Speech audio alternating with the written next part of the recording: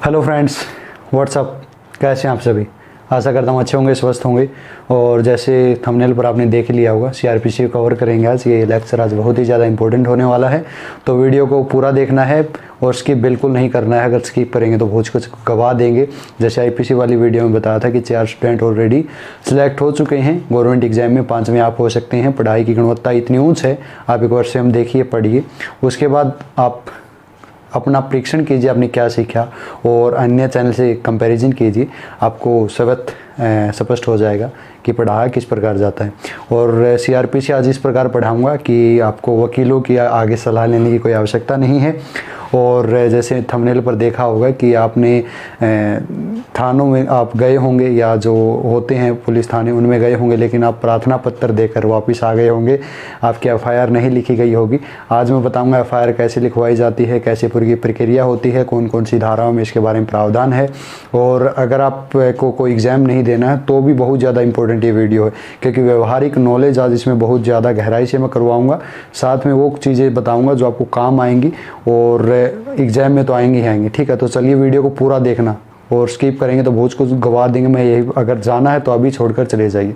ठीक है, तो चलिए अब चलते हैं, सीआरपीसी को शुरू करते हैं। और जिसे कहते हैं कोड ऑफ क्रिमिनल प्रोसीजर, जैसे दंड प्रक्रिया संहिता भी कहते हैं। कोड ऑफ क्रिमिनल प्रोसीजर लिख लेता हूँ, मैं बता देता हूँ। क्रिमिनल प्रोसीजर, जल्दी जल्दी चलेंगे, ज़्यादा देर नहीं करेंगे। दंड प्रक्रिया संहिता भी कहते हैं।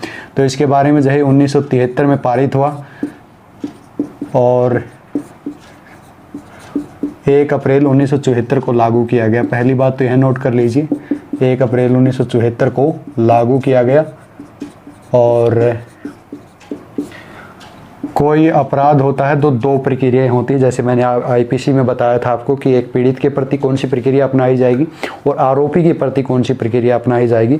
तो ये दोनों इस विषय में ही इसमें दिया गया है, पीड़ित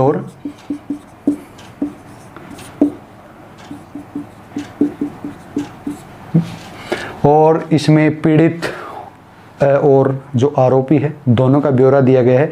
और इसी के द्वारा ही जो है किसी भी अपराधी को दंड दिया जाता है। अब यह पूछा जा सकता है कि किसके द्वारा अपराधी को दंड दिया जाता है? दंड प्रक्रिया संहिता के द्वारा दिया जाता है। जबकि कहाँ से दिया जाता है? आईपीसी से दिया जाता है। आईपीसी में अपराधों की परिभाषा और उनके बारे में बताया गया, जैसे मैंने बताया था। तो इसमें आरोपी की प्रक्रिया क्या होगी, आरोपी के प्रति क्या प्रक्रिया होगी, पीड़ित के प्रति क्या प्रक्रिया होगी, इसमें इसका ब्यौरा दिया गया है। ये एक मैकेनिज्म की तरह काम करता है, एक तंत्र की तरह काम करता है। कि इसके लिए आईपीसी के लिए, आईपीसी में पूरा संग्रह दिया गया है, अपराध दंड, अपराध दंड। ठीक है, सीआरपीसी में क्या दिया गया है? किसी ने कोई अपराध किया, पुलिस क्या प्रक्रिया अपनाएगी, पीड़ित के प्रति क्या प्रक्रिया अपनाएगी, आरोपी के प्रति क्या प्रक्रिया अपनाएगी, दोनों चीज़ें दी गई हैं। एफआईआर किस प्रकार लॉन्च की जाएगी, या मजिस्ट्रेट किस प्रकार जो है दंगों से बचाए गए, शांति व्यवस्था बनाए रखेगा, सदाचार, ये सभी मैं पढ़ाऊंगा। अब आगे चलते हैं, आगे चलते रहिए। ठीक है,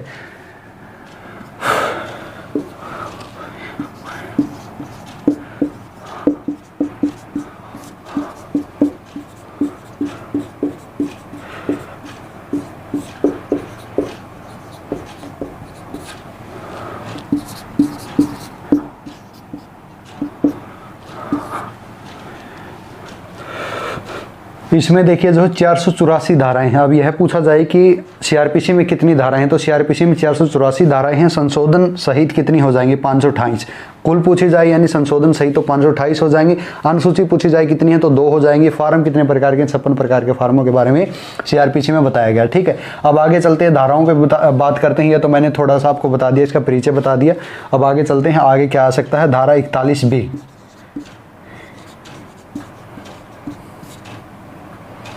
इसमें गिरफ्तारी की प्रक्रिया दी गई है। गिरफ्तारी किस प्रकार करेंगे, और जो गिरफ्तार करेगा अधिकारी, उसके कर्तव्य कौन कौन से होंगे, वो कौन से सेक्शन में दिए गए हैं, कौन सी दफ़ा में दिए गए हैं। जैसे उर्दू में दफ़ा कहते हैं, तो दंड प्रक्रिया संहिता की दफ़ा 41B में ये चीज़ें दी गई हैं, 41B में। तो आगे चलते हैं, आगे क्या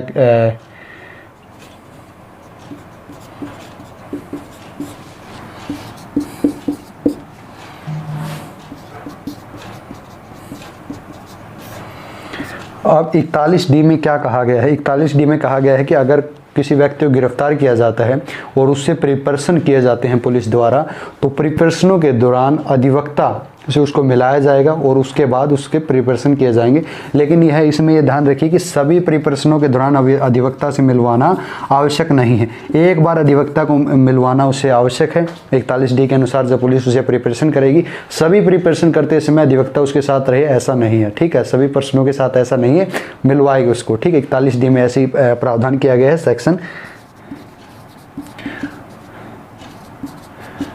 सेक्शन दफा, ठीक है। उर्दू का शब्द है दफा, इसको ध्यान रखिए।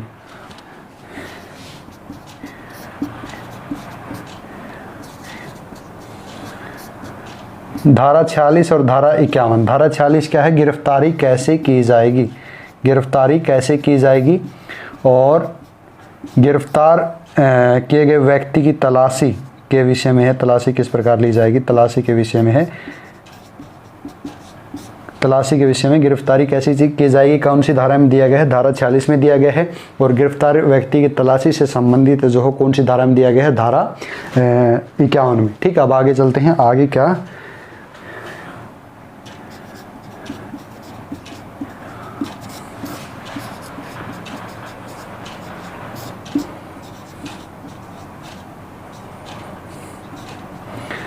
अब देखिए, तलाशी के वक्त जैसे मैंने बताया था, अब उसके पास आक्रामक आयुध पाए जाते हैं, हथियार पाए जाते हैं जिससे किसी को हानि हो सकती है।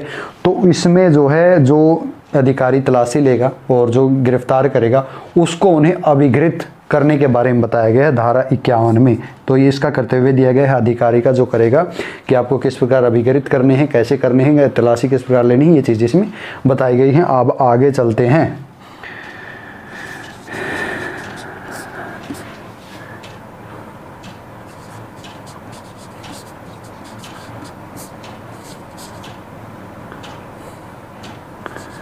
पचपन ए, धारा 55A क्या कहता है? अभिरक्षा में रखने वाला व्यक्ति, यानी जो व्यक्ति अभिरक्षा में रखता है, जो अधिकारी किसी को अभिरक्षा में रखता है, तो उस अधिकारी का यह कर्तव्य होगा कि वह उसकी देखरेख करे, उसके स्वास्थ्य की देखभाल करे और उसकी सुरक्षा करे, ठीक है। जैसे अगर कोई किसी के अंडर में है, पुलिस में कस्टडी में है कोई, तो धारा 55A के अनुसार जिस अधिकारी के वह कस्टडी में है, जिसके अंडर में है, उसका उत्तरदायित्व होगा अगर उसकी सुरक्षा को कोई हानि होती है या उसके स्वास्थ्य को कोई हानि होती है, तो उसकी जिम्मेदारी है किस में दी गई है? 55A में दी गई है, ठीक है। तो यह कर्तव्य है उसका।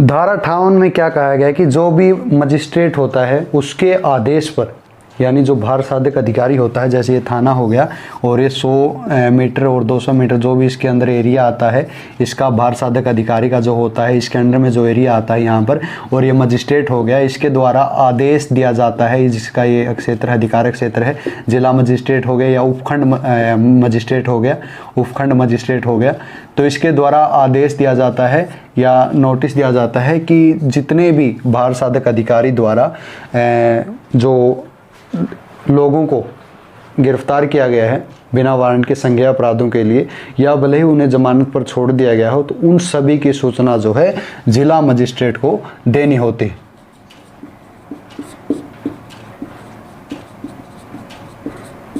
जिला मजिस्ट्रेट को जो है इनको रिपोर्ट करेंगे, उपखंड अधिकारी को रिपोर्ट करेंगे।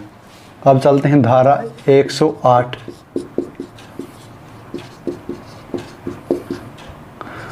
राजद्रोहात्मक बातें फैलाने वाले व्यक्तियों से, राजद्रोहात्मक बातें फैलाने वाले व्यक्तियों से प्रतिभूति रखी जाती है, ली जाती है, यानी वो राजद्रोहात्मक बातें ना फैलाए, फिर कुछ जमानत रखी जाती है इनकी, ठीक। अब आगे चलते हैं, आगे क्या क्वेश्चन आ सकता है?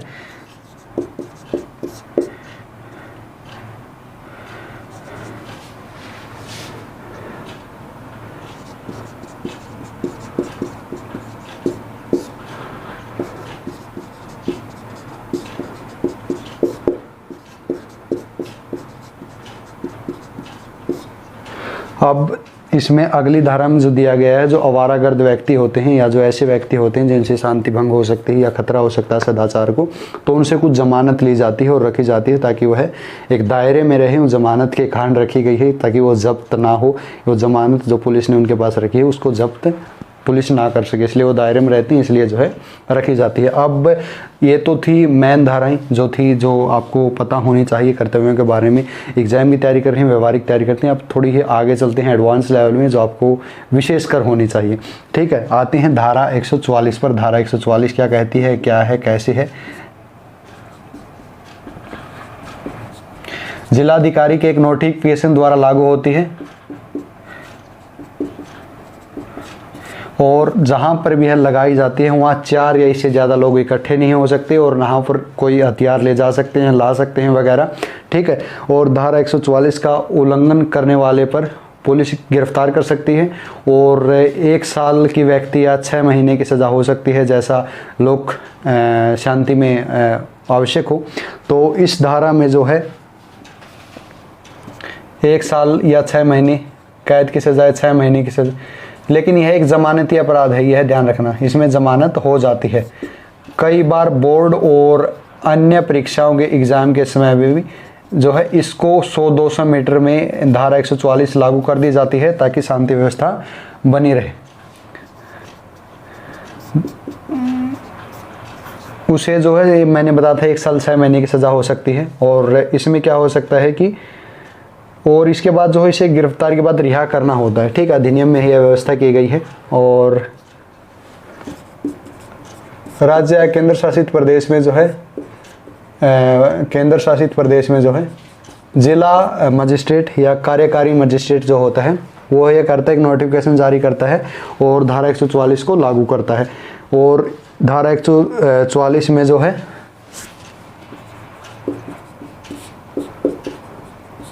धारा 144 सामान्यतः 2 महीने के लिए लागू होती है और लेकिन इसे आवश्यकता पड़ने पर 6 महीने के लिए भी बढ़ाया जा सकता है। यानी जो आवश्यकता पड़ती है तो 6 महीने के लिए बढ़ाया जा सकता है, 1 साल तक भी हो सकता है जैसे मैंने बताया था, लेकिन सामान्यतः 2 महीने की लागू होती है। गैर जमानती अपराध है और जमानती अपराध इसमें जमानत हो जाती है धारा 144 में। अब यह भी आ सकता है कहाँ कहाँ पर लागू हो सकती है, ऑप्शन में हो सकता है स्कूल या परीक्षा केंद्रों के आसपास, तो हो सकती है वहाँ पर भी, स्कूल या सुरक्षा केंद्रों के आसपास भी। ठीक है, अब आगे चलते हैं, आगे क्या क्वेश्चन आ सकता है।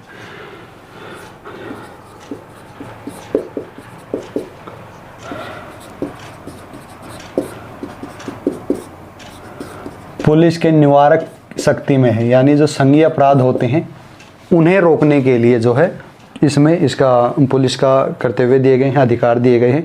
निवारक का मतलब है कि अपराध होने से पहले उन्हें रोकना।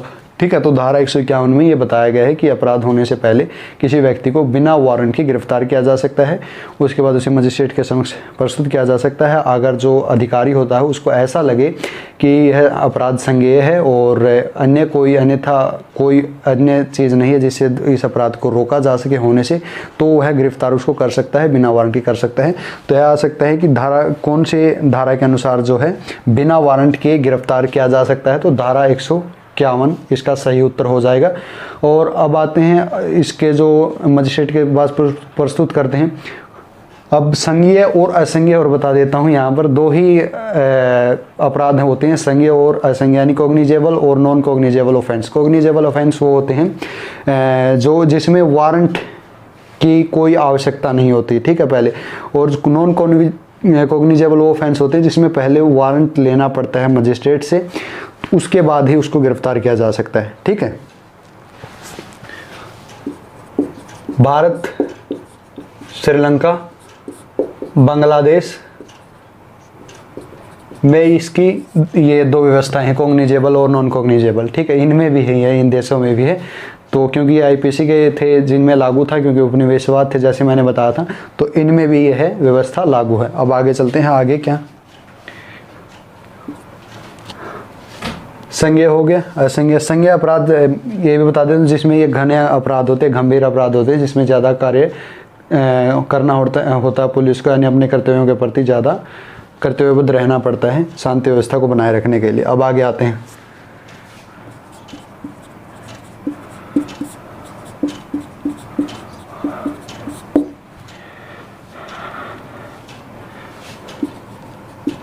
अब आते हैं मुख्य पर, धारा 154 FIR फर्स्ट इन्फॉर्मेशन रिपोर्ट, प्रथम इत्तिला रिपोर्ट, प्रथम इत्तिला रिपोर्ट, प्रथम इत्तिला रिपोर्ट। इसमें क्या हो सकता है, धारा 154 में यह मुख्य भार साधक अधिकारी को दी जाती है।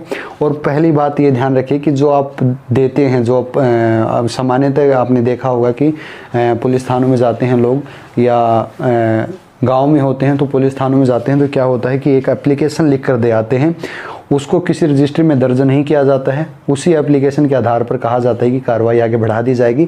आपने वो कोई FIR नहीं लिखवाई है, FIR नहीं लॉन्च करवाई है, वह जो करवाया है आपने वह एक प्रार्थना पत्र दिया है, और वह पुलिस की नज़रों में या पुलिस के दस्तावेज़ों में अभी तक आपका कोई वहाँ पर उल्लेख नहीं हुआ है, ठीक है, जो पुलिस के रजिस्टर होते हैं। FIR क्या होती है, धारा 154 में क्या व्यवस्था की गई है, FIR होती है कि जिस भी अधिकारी को आप, जो थाने का भार साधक अधिकारी है, अगर आप उसके पास जाते हैं और उसको कहते हैं कि जो व्यवस्था है और संज्ञेय अपराध से संबंधित बात है, तो उसको बताते हैं, तो वह आपकी बात सुनेगा। मौखिक रूप से अगर आप बताते हैं तो अपने निर्देशित में किसी को बुलाएगा और जो रजिस्टर होता है पुलिस का उसमें उसको लिखवाएगा, उसके बाद उसको पढ़कर सुनाएगा आपको, और आपको एक प्रतिलिपि उसकी मुफ्त में देगा, ठीक है। तो ये होती है असली FIR फर्स्ट इन्फॉर्मेशन रिपोर्ट। उसके बाद अगर ऐसी व्यवस्था नहीं है, इसे संशोधन कर दिया गया 2013 में, इसमें कुछ नए प्रावधान भी जोड़ दिए गए हैं। 2013 में एक संशोधन किया गया है, उसमें क्या व्यवस्था की गई है कि जैसे महिलाओं से संबंधित अपराध हैं और तो उनकी रिपोर्ट धारा 154 के अनुसार उनके FIR जो है एक महिला अधिकारी ही लिखेगी, महिला जो है पुलिस में कार्यरत है वही उसकी रिपोर्ट लिखेगी, उससे मौखिक प्रश्न पूछेगी जो हो सकते हैं अपराध से संबंधित। और दूसरा इसमें जो उपधारा है 154 की उपधारा 2 में जोड़ा गया, इसकी उपधारा में एक और खैमी यह व्यवस्था की गई है, अगर जो अपराध किया गया है जिसके साथ, अगर वह मानसिक रूप से सक्षम नहीं है थाने में पहुंचने तक, तो जो अधिकारी होता है वो उसको जो अपने निर्देशित में किसी पुलिसकर्मी को भेजेगा वहाँ पर उसके पास, और वह उससे रिपोर्ट वहाँ पर लिख कर लाएगा। वह अगर मानसिक रूप से सक्षम नहीं जिसके साथ अपराध हुआ है तो वह उसको वहाँ पर भेजेगा। जैसे किसी महिला के साथ अपराध हुआ है तो आ सकती है कोई महिला थाने में, तो उससे को वह महिला सवाल जवाब करेगी, उसके बाद जो उसकी रिपोर्ट लिख लेगी, उसको पढ़कर सुनाएगी, और वही प्रक्रिया है सभी।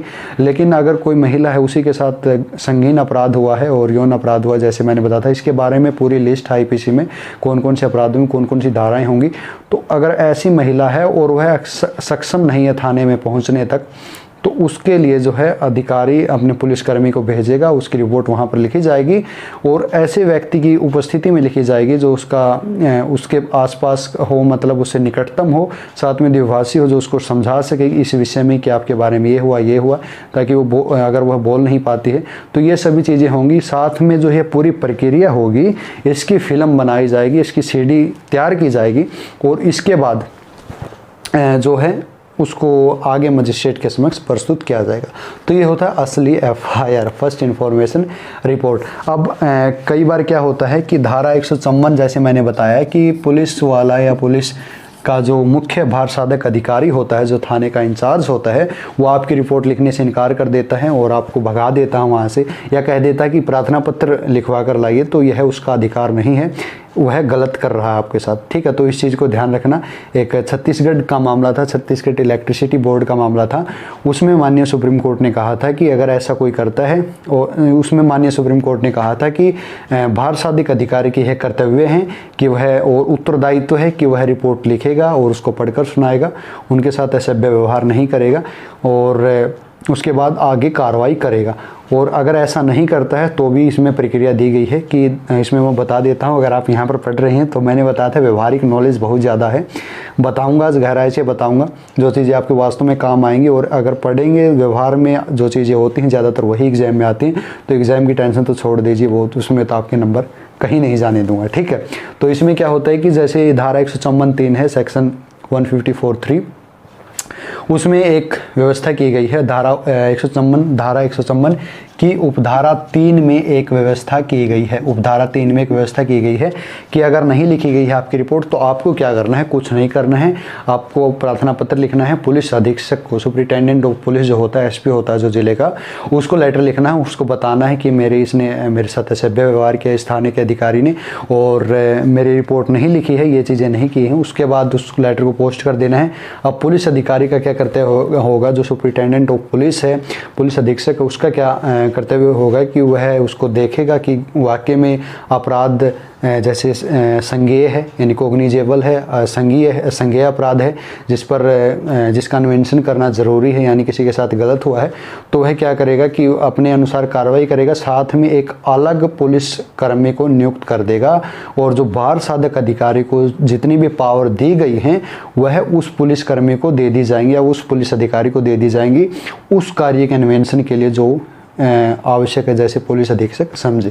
तो ये धारा 154(3) में थी, इस प्रकार होता है। लेकिन अभी पुलिस व्यवस्था ऐसी नहीं है। पुलिस में एफआईआर क्यों नहीं लिखी जाती है, पहली बात तो यही आती है। एफआईआर इसलिए नहीं लिखी जाती है क्योंकि पुलिस पर फिर बोझ बढ़ जाता है। जैसे ही पुलिस का जो रजिस्टर होता है उसमें एफआईआर लॉन्च हो जाती है तो उससे कार्रवाई फिर आगे शुरू हो जाती है, फिर पुलिस पर प्रेशर, बोझ ज़्यादा बढ़ने लगता है। इस कारण जो है एफआईआर लिखने से कतराती है ताकि उसको ज़्यादा काम ना करना पड़े। अगर एफआईआर लिख दी जाती है और केस सोल्व नहीं होते हैं, न्याय प्रक्रिया धीमी है, तो केस सोल्व ना होने के कारण जो है थाने की जो इमेज ख़राब होती है कि इतने इसमें केस आए और इतने सोल्व नहीं कर पाए। अगर एफआईआर लॉन्च ही नहीं होगी तो इमेज क्लीन रहेगी कि इसमें जो है कोई केस नहीं आते, यानी जो है शांति क्षेत्र है, थाना शांति बनाने में सक्षम है, तो इसलिए नहीं लिखी जाती है। और इसमें बहुत से मामले आते हैं और सुप्रीम कोर्ट ने भी कहा था कि लिखना ज़रूरी है। इसमें ऐसे भी अन्य जगह भी हुआ है। अगर हम केस स्टडी देखें कि पुलिस अधीक्षक को पहुंचाने के बाद भी रिपोर्ट कोई कार्रवाई नहीं होती है क्योंकि जो कलरक बाबू होते हैं वो जो रिपोर्ट होते हैं उन पर तह लगा देते हैं, यानी उनको इकट्ठा करते जाते हैं, फिर कचरे के डब्बे में डाल देते हैं, वहाँ तक पहुँचने ही नहीं देते। तो कई बार ऐसी प्रक्रियाएँ सुनने में सामने आई हैं। तो इस प्रकार धारा 154 होती है। अब आते हैं आगे, इसमें आगे कौन कौन से सेक्शन है, कौन कौन सी बातें हैं। धारा अब 106 से 124 तक आती है, ठीक है। अब धारा 154 बता दी मैंने। धारा 154 में धारा 154(1) बता दिया, धारा 154 का 2 बता दिया, धारा 154 जो पुलिस अधीक्षक को भेजी जाती है, 154(3) उसके विषय में बता दिया किस प्रकार भेजी जाएगी, कैसे भेजी जाएगी, तो तीनों चीज़ों को बता दिया है। अब आते हैं आगे कौन सी व्यवस्था है। धारा 106 से 124 शांति बनाए रखने के लिए, ठीक है, यानी किसी व्यक्ति, कोई व्यक्ति है, अगर लगता है कि जो मजिस्ट्रेट होता है उसको लगता है कि शांति भंग कर सकता है तो उसको जैसे वह उचित समझे, जितनी अवधि के लिए उचित समझे, उसको जो है बंद किया जा सकता है। और शांति और व्यवस्था के लिए इसमें जो है धारा 107 के अनुसार उसे बंद किया जा सकता है। और इसमें मजिस्ट्रेट के कर्तव्य दिए हुए हैं, कितनी अवधि तक बंद किया जाएगा। उससे क्वेश्चन पूछा जाएगा कि आपको क्यों ना बंद किया जाए, ठीक, आप बताइए, आपने यह करते किए हैं, आपने यह कार्य किए हैं, तो आपको क्यों ना बंद किया जाए, ये सरकारी भाषा है। तो इस प्रकार है। धारा 106 से 124 में शांति व्यवस्था के विषय में दिया गया है, शांति किस प्रकार बनाई जाएगी, कैसे उससे निपटा जाएगा, ये चीज़ें दी गई हैं। तो आशा करता हूँ आज अच्छी लगी होगी आपको क्लास, और छोटी ही क्लास थी, बिल्कुल व्यवहारिकता से जोड़कर सभी चीज़ें पढ़ाई, कोई भी सामान्य फैक्ट नहीं पढ़ा है, ठीक है। तो मिलते हैं फिर अगली वीडियो में। और सीआरपीसी इतना ही, आईपीसी की करवा दिए जैसे मैंने बताया था। तब तक बने रहिए, जुड़े रहिए और subscribe India Oxford and hit the bell icon and you never have to go anywhere else ever again. Thanks for watching this video. जय हिंद, जय भारत।